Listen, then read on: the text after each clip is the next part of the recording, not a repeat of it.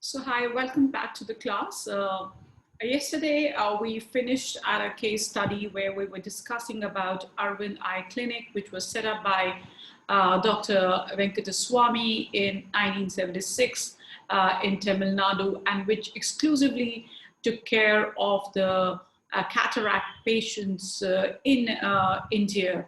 And the whole mission of setting up this kind of social enterprise of Arvind Eye Clinic was that Dr. Venkataswamy felt that there was this needless blindness in India, and it could be cured through this simple cataract operation, which was actually not affordable for many of the poor Indians.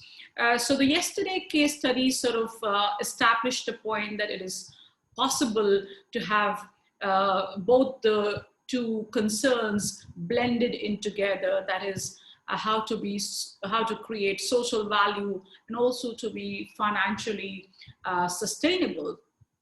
Today we are also going to look through another two important brilliant case studies, one from India and one from Bangladesh. And the idea of providing this profile of a successful social entrepreneur to you all in this class is that you need to understand that when we're talking of social enterprise, sometimes the mission or the goals that they're trying to achieve may seem unachievable, they may seem unrealizable, sometimes they also appear to be an utopia because we are living in a capitalist world where greed is God and where most of the business organizations just blindly pursue profit. They want to expand their base. They want to, acquire more clientele. So in this kind of a paradigm, is it really possible to have these kind of hybrid organization where they place social mission or social problem solving at par with financial sustainability and continuity? So today we will go deeper into two significant case studies. One is from India again, and the second one is from Bangladesh. About the Indian case study, we're going to talk about Dr. Devi Shetty, who set up Narayana at Bangalore, and which was specifically catering to the cardiac care in India. And the second case study that I'm going to talk about is of this remarkable idea of Grameen Bank, which was propagated by Professor Muhammad Yunus of Bangladesh. And he set up this banking system for credits. And he not only thought about giving credit to the poor people, but also went step ahead of giving these small loans to the women. So let me just share my slides with you, which will give you a better insight about these two case studies, which I am dealing with. So here we are. So one of the case study that I'm going to talk about is Narayana Hridayalaya, which means Narayana Heart Care. And this is a model of accessible, affordable healthcare systems. And the healthcare leaders almost worldwide, and especially when we are living in the COVID era, have come to this, acceptance and acknowledgement that the healthcare facilities have to be at lower cost. It has to have improved quality, and it has to also increase its accessibility. So this is a kind of a vision which many health system leaders worldwide would have. But the Narayana Healthcare Clinic is, in that sense, one of the best examples, best known example of healthcare system that actually was able to synchronize these three goals of providing healthcare at a low cost, at a good quality, and also was able to increase the accessibility of the healthcare services to many, many poor communities in India. So Narayana Healthcare care system was set up by Dr. Devi Prasad Shetty, who was a UK trained cardiac surgeon and who also served Mother Teresa as a personal physician after she got operated following the heart attack. And he was so inspired by Mother Teresa that he went on to set up this Narayana healthcare clinic in the year 2001 in Bangalore.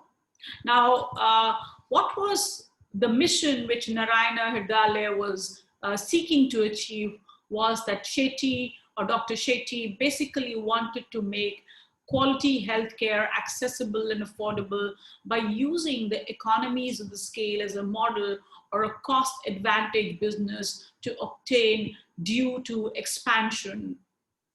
In India, he said that we need nearly 2.5 million people would require heart surgeries almost every year, but all the doctors put together actually perform about 80,000 to 90,000 surgeries a year.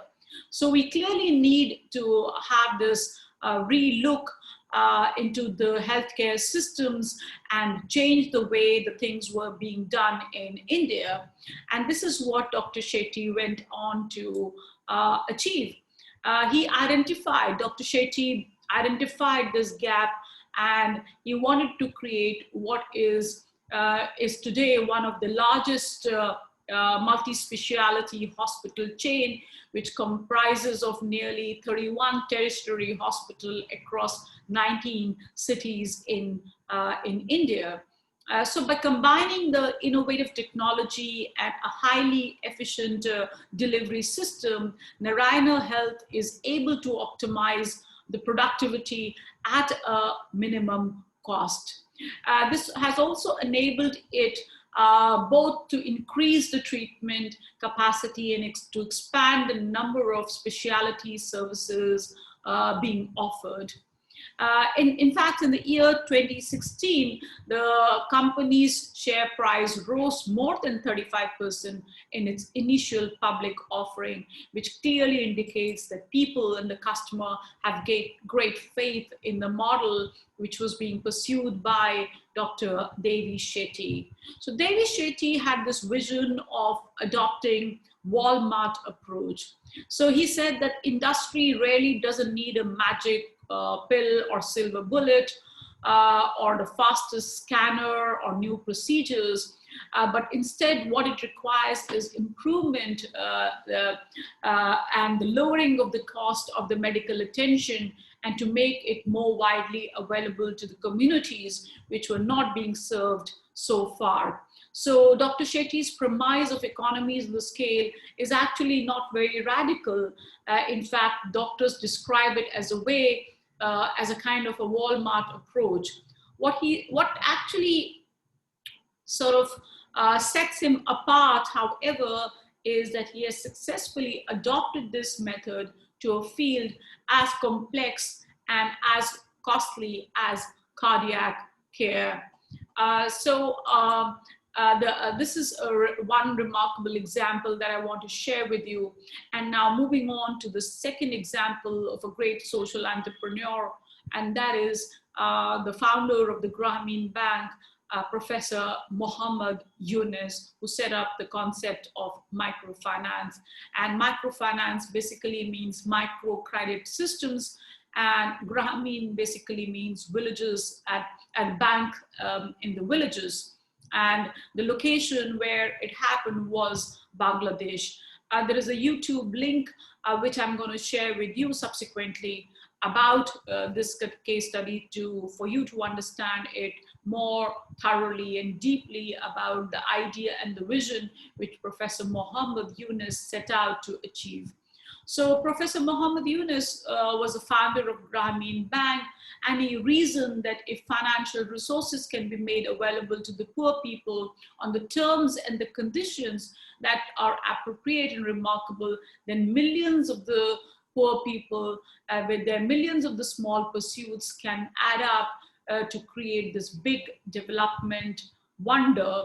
So he had this great faith in the poor communities, that it is possible to pursue sustainable and inclusive developmental model if the systems were taking care about the dreams and the aspirations and the needs of the poorest of the poor communities in the society. He actually wanted to end poverty completely. He wanted the world free of poverty, and that is one of the title of the book that he wrote. So what is Grameen Bank's model? So Grameen Bank basically wanted to reverse the conventional banking system, which was being practiced, by sort of removing the collaterals and creating a banking system which was based on mutual trust, accountability, participation, and creativity. So I would say, and I would underscore the term mutual trust, and that became an edifice or the foundation for the relationship between the person who was a Grameen Bank, who were lending out to this very, very poor people. So the trust that the money would be used for the purpose, and the trust also that the client will pay back the loan, was the fundamental aspect of the Grameen Bank. And that is how it reversed the conventional banking practices, which is based on collaterals. So Grameen Bank provides credit actually to the poorest of the poor in the rural Bangladesh without any collaterals. And at Grameen Bank, credit is a cost-effective weapon to fight poverty, and it serves as a catalyst in the overall development of the social economic conditions of the poor, who have been kept outside of the banking orbit on the ground that they are very, very poor, and hence they are actually non-bankable. So Grameen Bank, if we go by the statistics of just last year, that is in November 2019, it has about 9.60 million members, and 97% of them are women. And Professor Yunus particularly focused on providing loans, micro loans, to the women, because he believed that when you give loan to the women, you not only empower the women, but you also empower and the whole family, and the chances of the family getting out of the poverty trap is actually higher, because women are more responsible with money vis-a-vis the men. So this was belief of Muhammad Yunus, and he was quite right in his belief, because if we look into the statistical figures, about 95% of the women who took loan from Grameen Bank actually repaid the loan. So there is this high credit relationship and high mutual trust which exists between the Grameen Bank and the poor women community which took loan from the bank. So as of today, the Grameen Bank has about 2,568 branches. Grameen Bank provides services to about 81,678 villages, covering almost 93% of the total villages in Bangladesh. So we are talking about this huge numbers in terms of banking facilities being given to the poor. So it is not happening in a very, very small scale. It is actually happening in a big scale in Bangladesh. So Grameen Bank has a positive impact on the poor, and formerly poor borrowers have been documented in many, many independent studies which were carried out by external agencies like World Bank, the International Food Research Policy Institute, and the Bangladesh Institute of Development Studies, which have actually proved the merit in the model which is being pursued by Professor Muhammad Yunus through the Grameen Bank. So if we have to talk about what are the elements of social enterprise or social entrepreneurship or the social business model, we can sort of create and can be understood through three important aspects. That is, the first aspect is what was the reason for setting up a social enterprise has to be very, very clear. You have to put the social solving of a problem, of these wicked, stubborn problems, to the forefront. And eventually, you also have to think about financial sustainability and scalability. So this kind of a hybrid blended zone has to be the core model, a core reason for the setting up of social enterprises. And of course, when it comes to the implementation aspect of the social entrepreneur or social innovative ideas, the implementation has to involve a lot of improvisation and innovation, because the traditional methods of solving those problems have proved to be unsuccessful. That is why the need to have that social enterprise or social entrepreneurship efforts put in that zone, because all the traditional conventional methods of solving some of these problems, whether it's climate change or water supply or rural development, have somewhat failed. So that is why, that is where the gap is, and that is where the entry of the social entrepreneur takes place. So they have to be very, very innovative. And when they are innovative and when they are able to put their idea into practice, they also have to think in terms of scale, because scale becomes very important. You have to have the model which gets, applied and replicated in various other places also to solve similar problems. So the scale and thinking in terms of scale is an important element of social entrepreneurship. And the last but not the least is about how do we understand the impact, how do we measure the impact, how do we audit the impact of a social enterprise. And in that domain, it is again a tricky zone, because unlike the classical business model where the impact is usually measured in terms of the profits, here the impact is in terms of the value creation, which again is very, very ambiguous and nebulous and a vague term, because especially when we talk about the social value creation, it becomes more difficult to sort of quantify and measure and audit. So the impact of social enterprises have to go through some demonstrable examples that they were successful in achieving their objectives.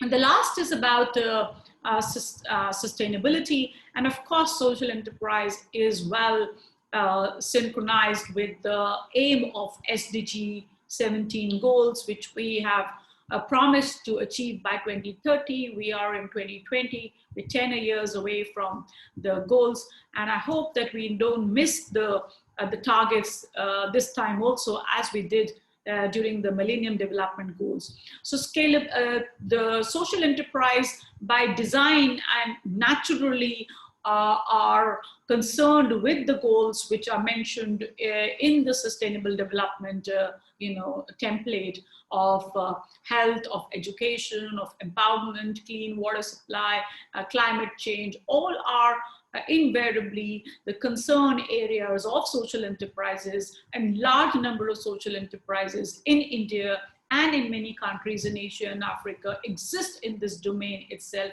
where they are specifically focused and particularly keen to resolve some of these social economic issues of poverty, literacy, climate, clean water supply, sanitation, housing, and so on and so forth.